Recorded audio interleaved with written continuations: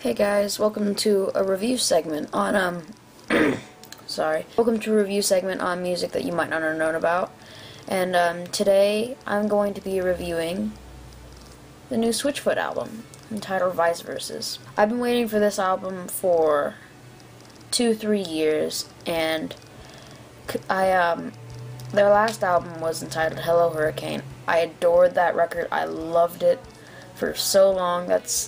That was the album I was obsessed with. That's the one I couldn't stop talking about, the one I couldn't stop singing. That was my record of 2 years ago. And I think it was definitely a step in a different direction for the band after their 2006 record, Oh Gravity, which wasn't anything compared to anything else that they've done. That was just not a good album. So we're here to talk about Vice Verses. As I said, I've been waiting for 3 years for this record, and you could imagine, as I'm a huge Switchfoot fan, I've been waiting for this for a long time. You could imagine I'm going to say nothing but good things about it.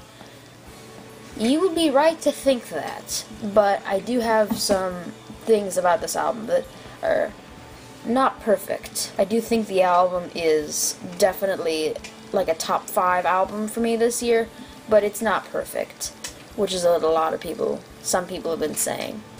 The first thing is, it's almost, maybe not musically, but it's almost a carbon copy of what Hello Hurricane felt like for me, which I don't know if is a good thing or a bad thing.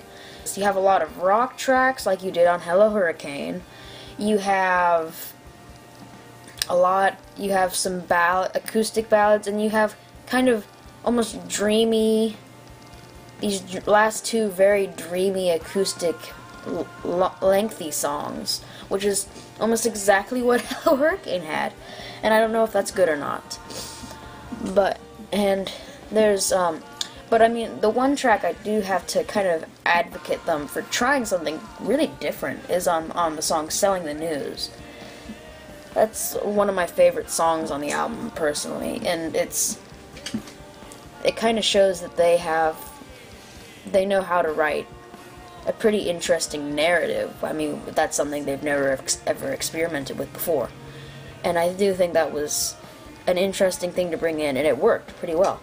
As for the other tracks, I really did like, I thought Thrive was a brilliant track. Restless, the acoustic ballads are what are the best thing on this album by far. You don't buy a Switchfoot album if you don't like John Foreman's voice. You just can't, because that's pretty much the only person who sings. I adore that voice. I love it. That's one of the musical voices I grew up with, honestly. And it's like songs on Thrive and Restless that he just really, his voice on those songs is kind of the reason you buy a Switchfoot record. You see, this is an improvised thing. But it's the Switchfoot album, it may feel like a carbon copy of Hello Hurricane at some moments. It may go a little too far into the horrible mainstream, ultra mainstream rock, not classical mainstream rock, no, the horrible mainstream rock genre, like Linkin Park and all that. It may go too far over into that genre, but as a whole, this was a really good album. I think it was it's not as good as Hello Hurricane, but it definitely is a very worthy follow-up, I believe. Switchfoot, you guys keep making, actually try something maybe a little different next time, but keep making records as good as this.